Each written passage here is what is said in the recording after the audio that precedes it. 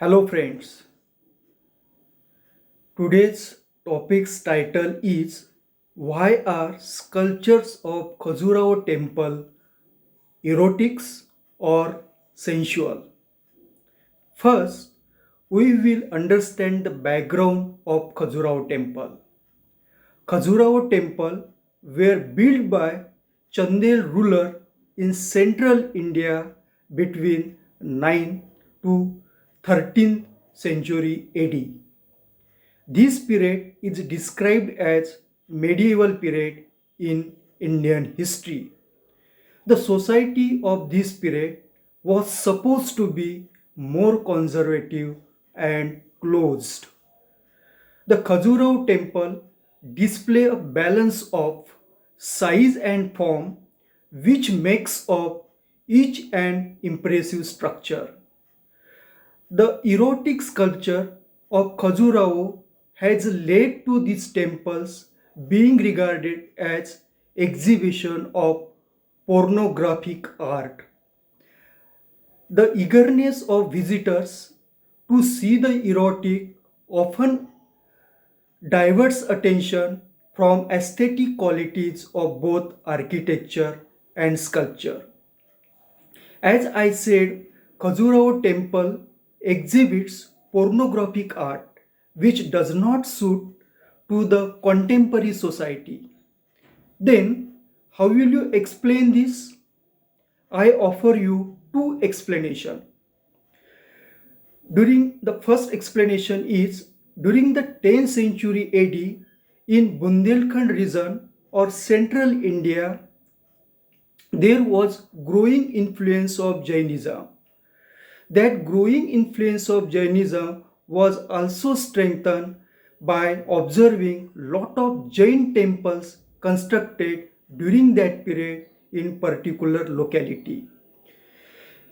Then Jainism taught five doctrines. These five doctrines are as follows. The first doctrine is do not commit violence. Second doctrine is do not speak a lie. Third doctrine is do not steal. Fourth is do not acquire property. And the fifth and the most important is observe continence or brahmacharya. That means not marrying throughout the life. Because of growing influence of Jainism and doctrine of brahmacharya, people of this region were moving away from sexual life or marriage life. So, to create a desire of sexual life, rulers of Bundelkhand, the Chandel, might have built the Khajuraho temple. That may be the one explanation of the questions in the title. The second explanation would be as follows. During the medieval era, there was common belief that having erotic or sensual sculpture was protective and auspicious.